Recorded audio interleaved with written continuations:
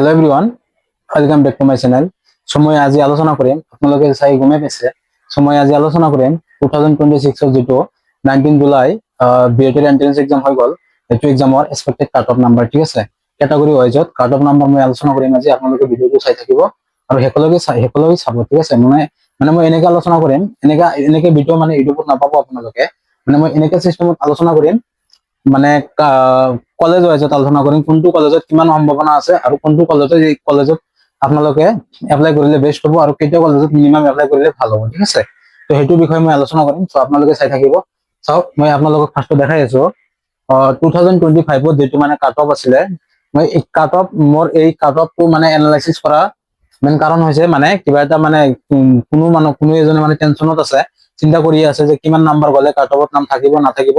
সেইটো হিচাপত মই কাট অফ এনালাইসিস কৰি লৈ আহিছো। এক্সপেক্টেড কাট অফ হয় এইটো ষ্টুডেন্টৰ পৰা কালেক্ট কৰা হয় আৰু মানে প্ৰিভিয়াস ইয়াৰৰ 2-3 বছৰৰ যেটো কাট অফ আছিল সেইটো কাট অফ হিচাপত মই মানে বনাইছো। সো আপোনালোকে চাই থাকিব আৰু এটোৰ পৰা আপোনালোকে বহুত এটা আইডিয়া পাব আৰু কোনটো কলেজত কেনেকে এডমিশন ললে ভাল হ'ব সেইটো বিষয়ে মই কম। সো আপোনালোকে শুনি থাকিব, ঠিক আছে।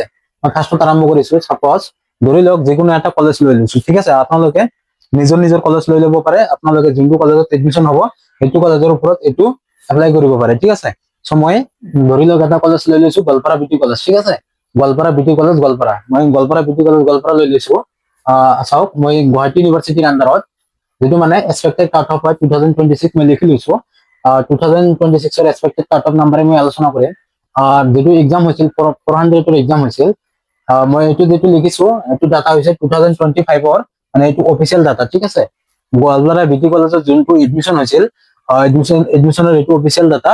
আৰু মই ইয়াতে আলোচনা কৰিম ক্যাটাগৰি ওয়াইজ, ঠিক আছে।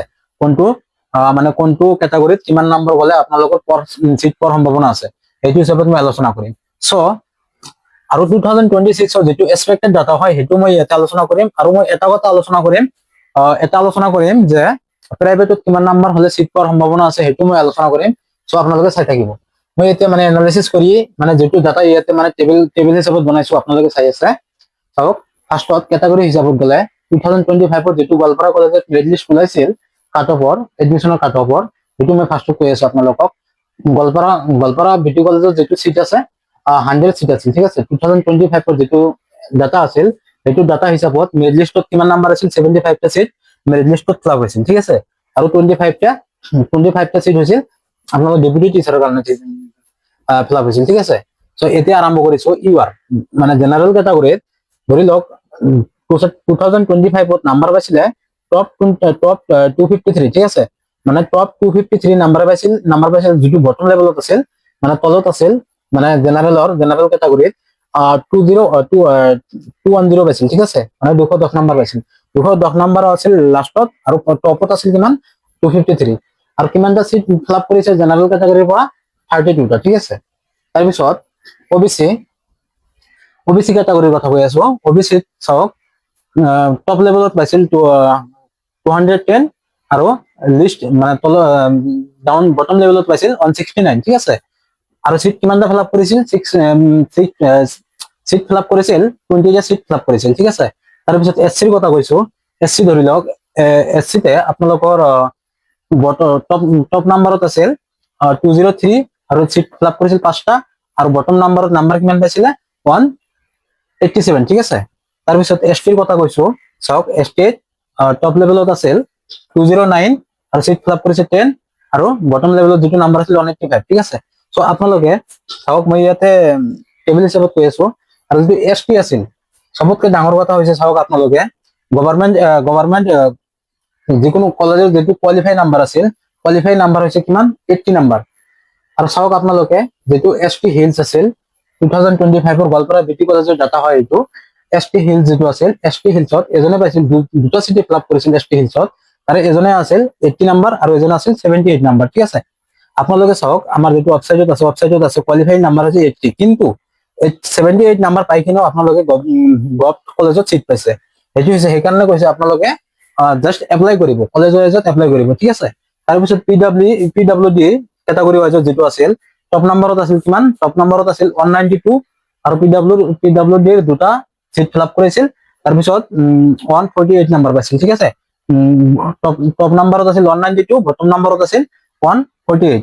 তাৰপিছত EWS যেটো ক্যাটাগৰী আছিল EWS ৰ আপোনালোকে চাওক টোটাল সিট আছিল 4টা ভিতৰত যেটো টপ নাম্বাৰ পাইছিল সেইটো আছিল 207 আৰু যেটো বটম নাম্বাৰত আছিল সেইটো হৈছে 184 ঠিক আছে সো এটো আছিল আপোনালোকৰ 2025 ৰ যেটো অফিশিয়াল ডাটা মই অফিশিয়াল ডাটা ইয়াতে কালেক্ট কৰি ইয়াতে লৈ আহিছো সিট ওয়াইজ ঠিক আছে কোনটো মানে কোনটো ক্যাটাগৰীত কিমানটা সিট আছিল আৰু কিমানটা কেনেকে কিমান নাম্বাৰ লৈ কিনে ফিল আপ কৰিছে ঠিক আছে সো মই এটা কলেজৰ एग्जांपल দি আছো আপোনালোকৰ যিমান কলেজ আছে কোন কলেজ হিচাপত আপোনালোকে কাট অফ মিলাই ল'ব পাৰে ঠিক আছে সো এতিয়া মই আৰম্ভ কৰিম 2026-27 ৰ যেটো এক্সপেক্টেড কাট অফ এটো মানে আমাৰ 28 জুলাই যেটো মানে ৰিজাল্ট হ'ব মেৰিট লিষ্ট আহিব সেইটো হিচাপত মানে মই কাট অফটো মানে ইয়াতে এনালাইসিস কৰি যেটো লিখিছো আপোনালোকে ইয়াৰ পৰা চাই থাকিব পাৰে চাব পাৰে মানে এইবাৰৰ যেটো एग्जाम হৈছে যোৱা বাৰতকে তাৰা 2024-2025 এত অলপ মানে স্টুডেন্ট কোৱা হিচাপত মানে অলপ টাফ হৈছে ট্ৰিকি লেভেল হৈছে ঠিক আছে মেথছৰ যেটো ৰিজনিং আছিল মেথছ আছিল হেবিলাক অলপ মানে ট্ৰিকি লেভেল আছিল সেই কাৰণে মানে কিছুমান ডাটাত মানে পোৱা গৈছে এবাৰৰ যেটো কাট অফ অলপ মানে অলপ ডাউনত যাব পাৰে ঠিক আছে যোৱাবাৰতকৈ অলপ কম হ'ব পাৰে সেই হিচাপত মানে মই কাট অফটো মানে ইয়াতে লিখিছো আৰু আপোনালোকে এটো হিচাপত মাৰ্কটো মিলাব ঠিক আছে জেনাৰেলৰ কাৰণে মই লিখিছো 249 to 207 এটো চাওক এটো হৈছে বটম লেভেল আপোনালোকৰ যদি 207 ৰ পৰা ওপৰত যদি নাম্বাৰ থাকে আপোনালোকে সিট পোৱাৰ সম্ভাৱনা আছে কিন্তু মই আগতে এটা কথা কৈছো যে আপোনালোকে জাস্ট এটা কলেজতে এপ্লাই নকৰিব আপোনালোকে এপ্লাই কৰিব দুটা তিনিটা কলেজত এপ্লাই কৰিব কিয়নো এটা কলেজত এপ্লাই কৰিলে আপোনালোকৰ সিট থাকিব পাৰে নাথাকিব পাৰে কিয় থাকিব পাৰে নাথাকিব পাৰে মই হেতু কৈ আছো আপোনালোকক মানে ধৰি লওক আপোনাৰ নাম্বাৰ হৈছে 2010 সাপোজ আপনাৰ নাম্বাৰ 210 নাম্বাৰ আপনাৰ 2010 নাম্বাৰ আছে কিন্তু যোনটো কলেজত আপুনি এপ্লাই কৰিছে হেতু কলেজত জাস্ট 215 লৈকে কাট অফ গৈছে মানে সবৰে মানে হাই মাৰ্ক আছে কিন্তু আপুনি জাস্ট হেতু কলেজতে এপ্লাই কৰিছে কিন্তু আপোনাৰ নাম্বাৰ হৈছে কম হেতু কাৰণত আপুনি সিট নাপালে কিন্তু বেলেগ এটা কলেজত ধৰি লওক আপোনালোকৰ 209 পাই কিনো আপোনালোকৰ ওপেন ক্যাটাগৰী মানে জেনাৰেলৰ পৰা সিট পাব কিয়নো মানে হেতু কলেজত জাস্ট কম নাম্বাৰ পোৱা বিলাকেহে এপ্লাই কৰিছে হেতু কাৰণে কৈছো আপোনালোকে জাস্ট এটা কলেজতে এপ্লাই নকৰিব যিমান পাৰে হিমানে এপ্লাই কৰিব সিট পোৱাৰ সম্ভাৱনা বেছি থাকিব সো ওবিসিৰ কথা কৈছো ওবিসিৰ মই যেটো কাট অফ এনালাইসিস কৰিছো 207 ৰাখিছো টপ লেভেলত আৰু 165 ৰাখিছো বটম লেভেলত তাৰ পিছত 200 ৰাখিছো এসসিৰ কাৰণে ৰাখিছো টপ লেভেলত ৰাখিছো 200 and 175 ৰাখিছো বটম লেভেলত ঠিক আছে তাৰ পিছত এসটি যেটো আছে 209 ৰাখিছো সৰি 205 ৰাখিছো টপ লেভেলত 180 ৰাখিছো বটম লেভেলত ঠিক আছে তাৰ পিছত চাওক যোৱাবাৰ যেটো 2025 ত যেটো এসটি হিলছ পাইছিল 82 78 কিন্তু এবাৰ হিমানো ইজি হোৱা নাই যে 100 প্লাস মাৰ্ক নাপাব ঠিক আছে সো মই হেতু হিচাপত ৰাখিছো যোৱাবাৰ যোনটো গোৱালপাৰা বিটি কলেজ গৈছিল 80 নম্বৰত এটা গৈছিল আৰু 78 নম্বৰত এটা গৈছিল গড কলেজত ঠিক আছে হেতু হিচাপত মই ৰাখিছো 100 প্লাস ঠিক আছে দুটাতে 100 প্লাস ৰাখিছো ইয়াতে 100 প্লাস বটম যাব পাৰে টপত 100 প্লাস যাব পাৰে বটমতো 100 প্লাস যাব পাৰে ঠিক আছে সো পিডব্লিউডি ৰাখিছো মই পিডব্লিউডি ৰাখিছো 195 and বটমত ৰাখিছো 160 তাৰ পিছত 200 ৰাখিছো টপত পিডব্লিউএছ ত ৰাখিছো 200 ৰাখিছো টপত 177 ৰাখিছো বটমত কি জানে নে মানে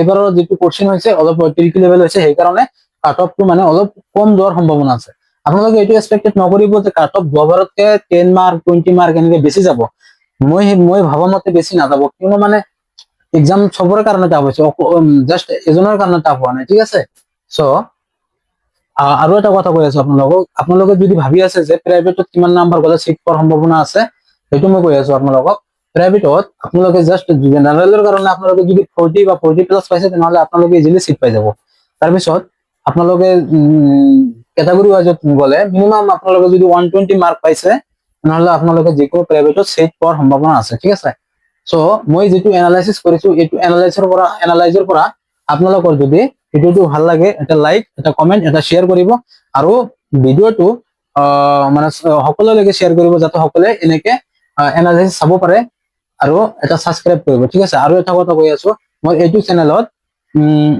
চেনেলত কিবা মেথছৰ সিৰিজ লৈ আহিম যদি আপোনালোকৰ যদি এগ্ৰি থাকে তেনেহলে মই মেথছৰ সিৰিজ লৈ আহিম ঠিক আছে সো থ্যাংক ইউ আজিৰ ভিডিও ইমানখিনিয়ে